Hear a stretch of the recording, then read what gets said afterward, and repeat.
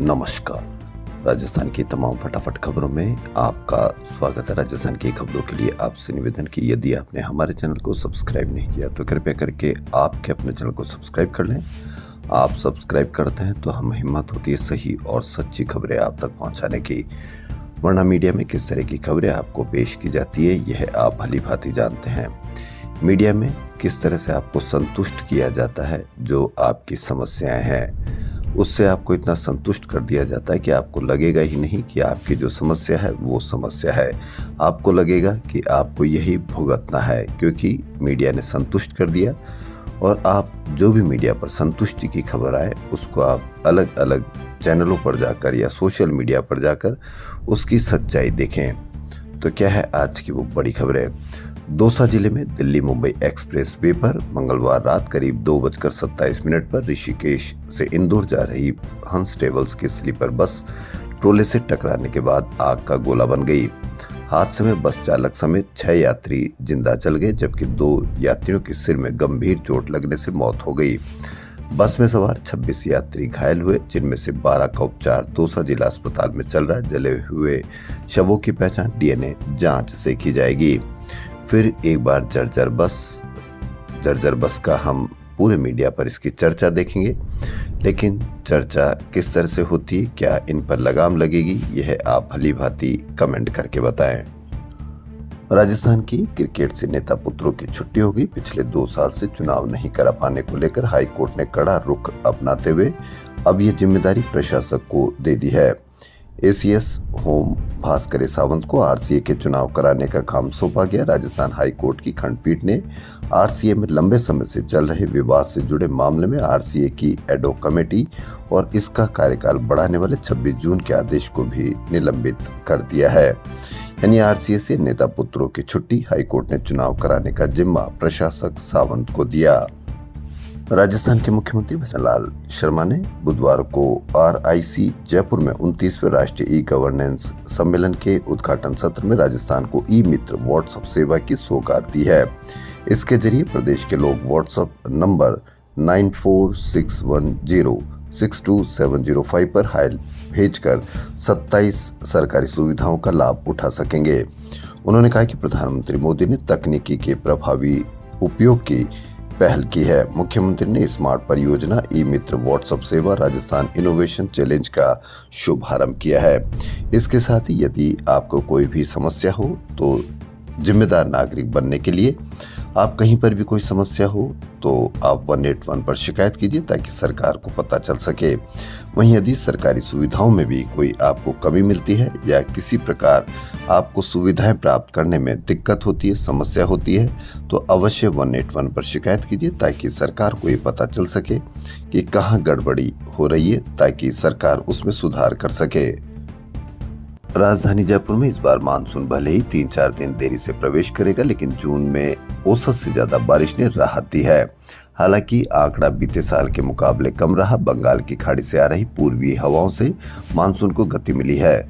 अब 24 से 48 घंटे में दस्तक देगा मानसून। मौसम विभाग निदेशक ने बताया कि एंट्री करने के साथ ही मानसून जमकर बरसेगा और लगातार 2 हफ्ते अच्छे बारिश के आसार हैं।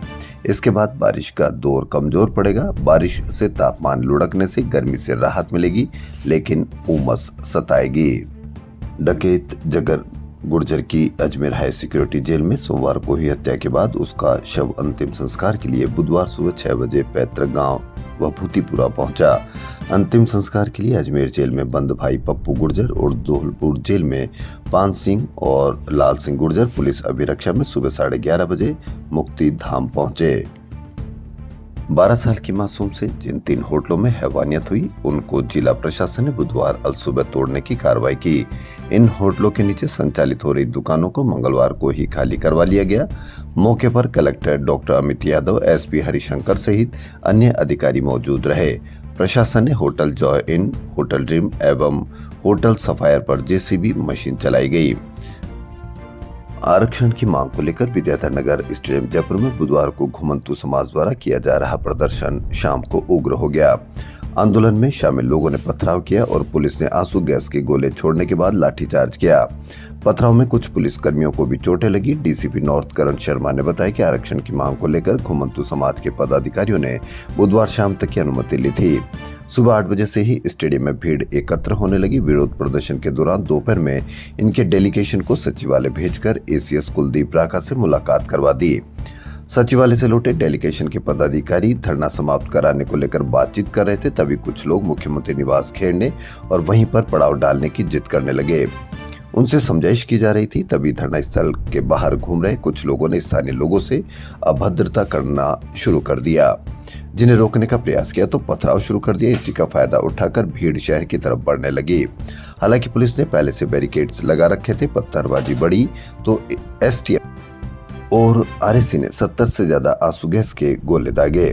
विद्याधर नगर स्टेडियम में विवाद बढ़ा तो आसपास के थानों को अलर्ट किया गया। कुछ थानों का जाब्ता मौके पर पहुंचा, बाकी जाब्ता सीकर रोड तैनात किया गया। आरक्षण आंदोलन बेकाबू, प्रदर्शनकारियों का पथराव, पुलिस का लाठीचार्ज, आंसू गैस के गोले छोड़े, भीड़ को खदेड़ा, 4 पुलिसकर्मी घायल, 15 गिरफ्तार। घुमंतु जो आरक्षण के लिए समर्थन में विरोध प्रदर्शन कर रहे थे, उनमें कितने घायल हुए इसका कोई अता पता नहीं, कोई खबर नहीं। वहीं नेता प्रतिपक्ष टीकाराम जूली ने अपनी मांगों को लेकर शांतिपूर्ण महापड़ाव पर बैठे घुमंतु एवं अर्ध घुमंतु समुदाय के लोगों पर पुलिस द्वारा लाठीचार्ज, आंसू गैस के गोले दागने की घटना की निंदा की है। उन्होंने कहा कि भाजपा सरकार के पास हर समस्या का समाधान केवल लाठी, आंसू गैस और दमन ही रह गया है। उन्होंने सरकार से डीएनटी समुदाय के प्रतिनिधि मंडल के साथ तत्काल वार्ता करने की मांग की है। करीब 1 सप्ताह से कचरे के ढेर और ठप सफाई व्यवस्था से जूझ रहे जयपुर वासियों को बुधवार देर रात राहत मिली। संयुक्त वाल्मीकि एवं सफाई श्रमिक संघ और राज्य सरकार के बीच वार्ता सफल रहने के बाद सफाई कर्मचारियों ने हड़ताल समाप्त करने की घोषणा कर दी है। सरकार ने वाल्मीकि समाज की प्रमुख मांगों पर सहमति जताते हुए 25 जुलाई तक सफाई कर्मियों की भर्ती का विज्ञापन जारी करने का आश्वासन दिया। समझौते के तुरंत बाद परकोटा समेत कई इलाकों में स्वीपिंग शुरू कर दी गई, जबकि इसका व्यापक असर गुरुवार से दिखाई देगा। वित्त आयोग के अध्यक्ष अरुण चतुर्वेदी और नगर निगम आयुक्त ओम कसेरा की मौजूदगी में हुई वार्ता के बाद दोनों पक्षों के बीच समझौता पत्र पर हस्ताक्षर किए गए। वहीं 8 साल से दफ्तरों में बैठे 2000 सफाई कर्मी अब वार्ड में झाड़ू लगाएंगे। राजस्थान सरकार ने 7 महीने पहले आजादी के बाद पहली बार फूड सेफ्टी ऑफिसर के पदों पर नियुक्ति आदेश जारी करते समय खूब वाहवाही लूटी थी, लेकिन सरकार की यह अच्छी पहल चिकित्सा विभाग के अधिकारियों की लापरवाही की भेंट चढ़ी हुई है। अधिकारी इनकी पोस्टिंग का नोटिफिकेशन जारी नहीं कर रहे, इससे नए चयनित फूड सेफ्टी ऑफिसरों की फील्ड पोस्टिंग अटकी हुई है। चिकित्सा विभाग के पास करीब 225 नए फूड सेफ्टी ऑफिसर मौजूद हैं। यह राजस्थान लोक सेवा आयोग की भर्ती परीक्षा के बाद नियमानुसार चयनित होकर आए हैं। पहले तो ये अपनी नियुक्ति के लिए परेशान हो रहे थे, अब इनकी फील्ड पोस्टिंग नहीं मिल रही है।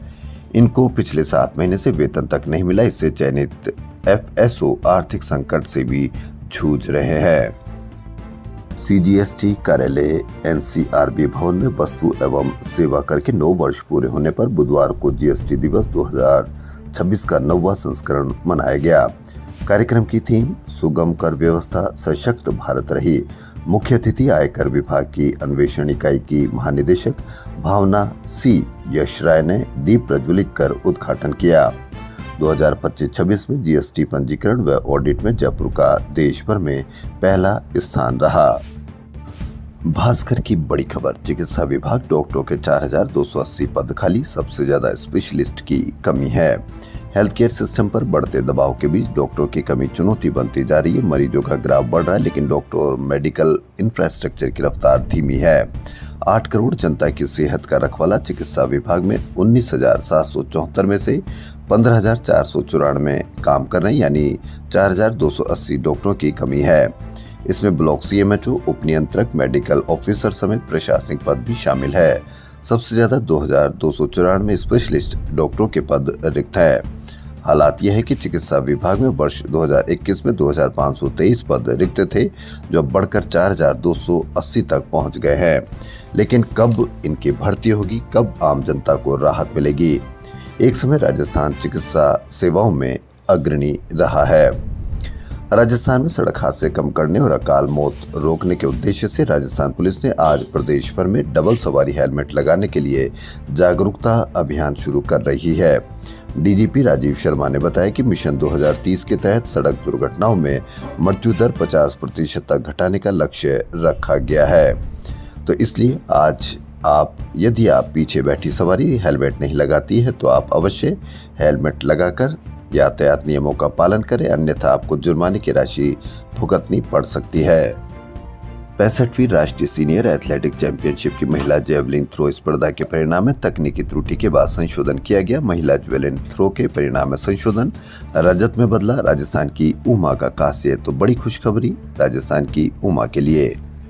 नीट पेपर लीक को लेकर छात्रों और युवाओं का आक्रोश सड़कों पर दिखा। एनएसयूआई के पूर्व प्रदेश अध्यक्ष अभिषेक चौधरी के नेतृत्व में बड़ी संख्या में छात्र गुर्जर की थड़ी से मुख्यमंत्री आवास के घेराव के लिए रवाना हुए। मार्च के दौरान सरकार के खिलाफ नारे लगे और परीक्षा व्यवस्था में पारदर्शिता की मांग दोहराई गई। प्रदर्शनकारियों ने कहा कि बार बार हो रहे पेपर लीक से लाखों अभ्यर्थियों का भविष्य प्रभावित होता है, इसलिए व्यवस्था में त्वरित सुधार की जरूरत है। उन्होंने लीक मुक्त परीक्षा प्रणाली लागू करने, केंद्रीय शिक्षा मंत्री धर्मेंद्र प्रधान के इस्तीफे और सभी भर्ती परीक्षाओं के वार्षिक कैलेंडर जारी करने की मांग रखी। प्रधानमंत्री मोदी के 4 जुलाई को होने वाले प्रदेश दौरे के बाद राजनीतिक नियुक्तियों का दौर शुरू होने की संभावना जताई जा रही है। इसके लिए भाजपा संगठन की ओर से राजनीतिक नियुक्तियां व मोर्चा व प्रकोष्ठों की कार्यकारिणी को लेकर कवायद की जा रही है। राजनीतिक नियुक्तियों के जरिए सरकार व संगठन की मजबूती के साथ ही पंचायत व निकाय चुनावों के फायदा लेने की कोशिश होगी। राजस्थान की खबरों में फिलहाल इतना ही। यदि आपको राजस्थान की खबरें पसंद आई तो आपके अपने चैनल को सब्सक्राइब कर लें। धन्यवाद।